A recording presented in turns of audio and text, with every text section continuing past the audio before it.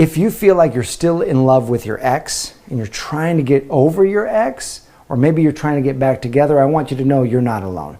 So many of us have had the experience where we fell in love with somebody, things didn't work out, and then there was a part of us that was still in love with that person. If that's you, then this video is going to be super important for your love life. Check it out.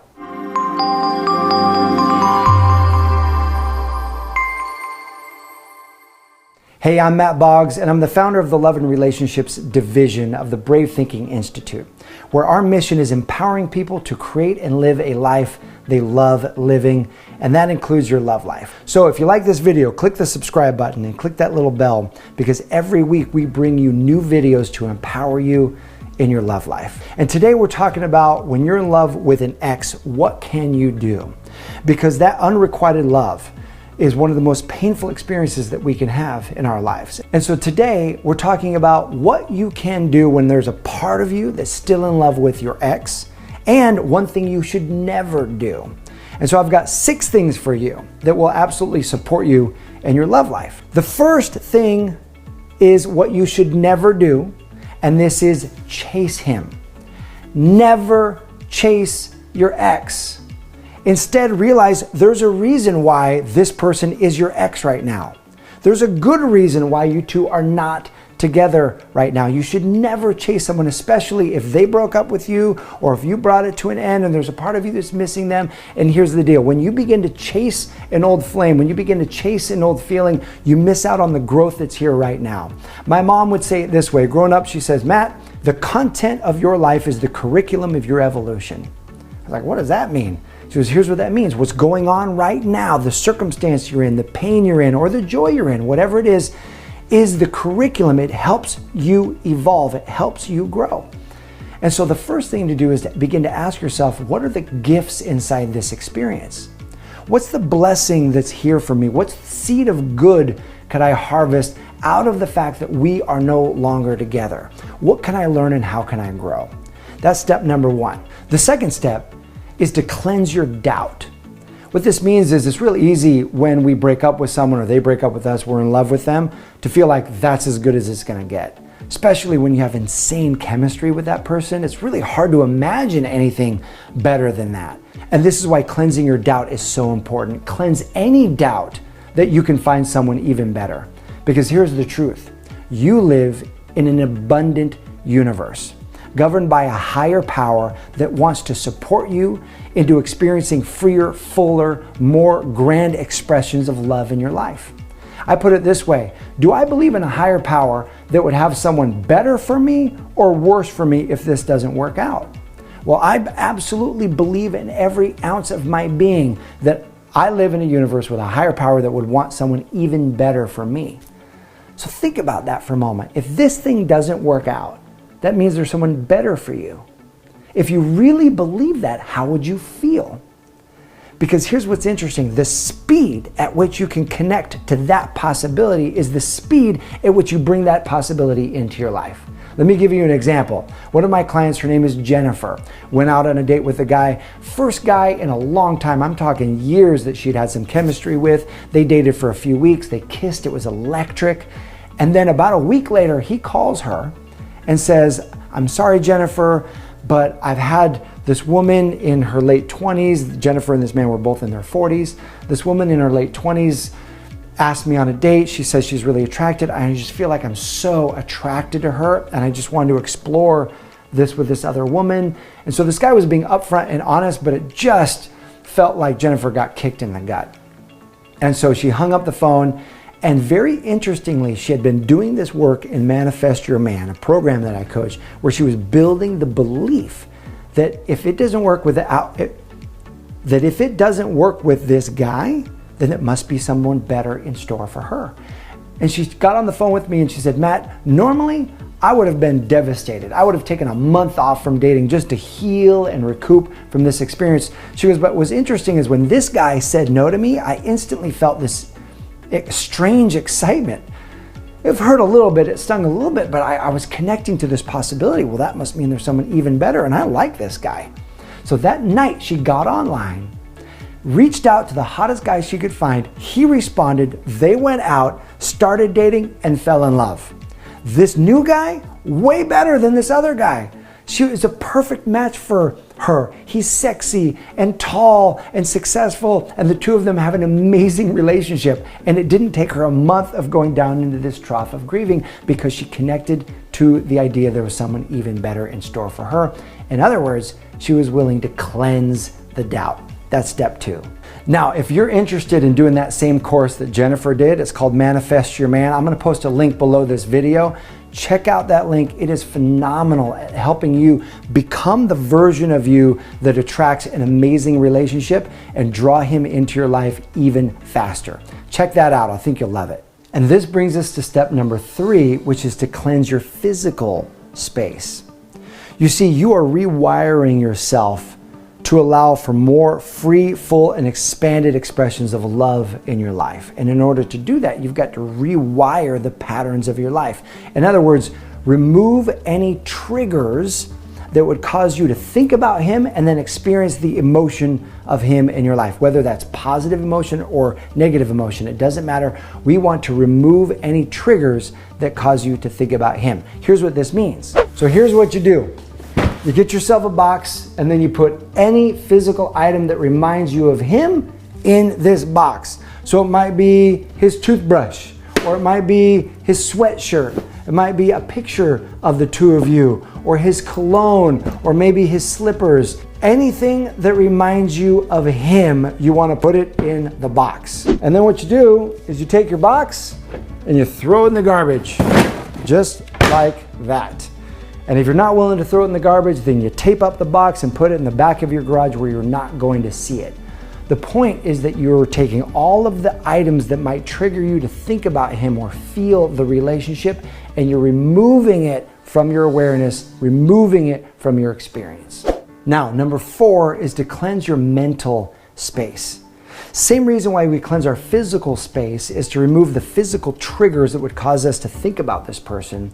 The mental space is cleansing out any digital triggers that would pull your attention and focus on him. The theme here is to create a cleanse, which means to remove your energy from his energy, to give yourself a break from that so that you can heal and really move forward and create something extraordinary in your life. So the mental triggers means unfollow him from all social media. If need be, block him from social media. The last thing that you need to see when you open up your social media are pictures of him, what he's doing, adventures he's having, who he might be possibly with, or have him commenting on your stuff, trying to reach out and trying to establish that emotional connection with you. Give yourself that cleanse. And we're going to take this one step further. You might not like this. You might really resist this idea, but it's effective and it works. And that is to take your phone and remove all the photos of the two of you off your phone.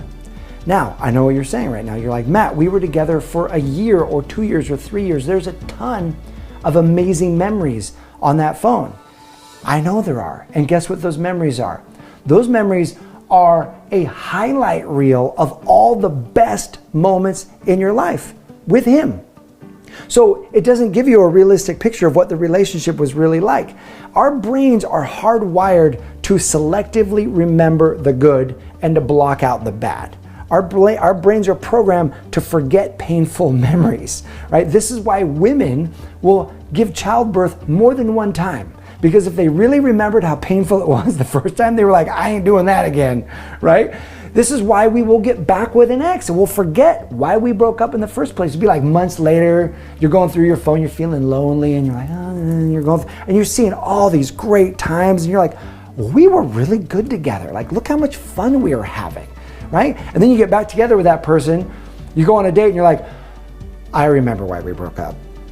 Right? And you're like, it's over so fast, right? That's because people don't take photos while they're arguing.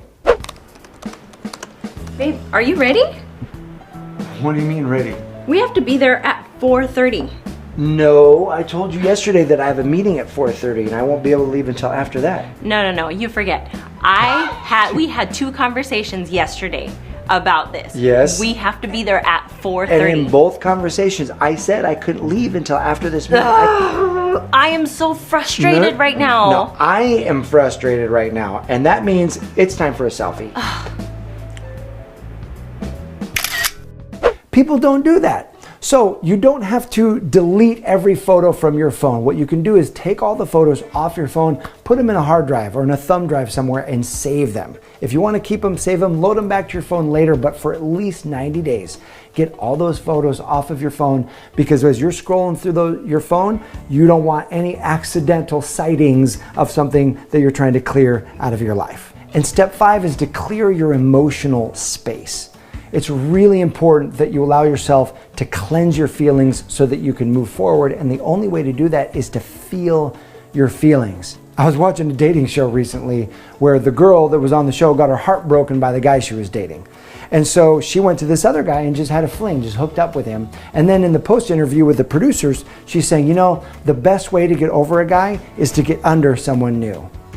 And I thought, no, that's not the best way to get over a guy. That's actually the worst possible strategy for getting over a guy, because all you're doing is blurring out your old emotions with this new physical experience. That doesn't heal anything. What's really required is that you allow yourself to feel the emotions, to grieve, to give yourself time to be sad and to be angry, and then to move through the spectrum of emotions. And one thing that's really great for this is to write a couple of letters. The first letter is a forgiveness and gratitude letter, where you write your ex a letter that offers forgiveness and gratitude for the experiences that you had, and then do a fire burning ceremony, where you burn that letter and let the transformation of the fire be a metaphor for the transformation of the emotions you're willing to release from that past relationship. The second letter is a letter to yourself.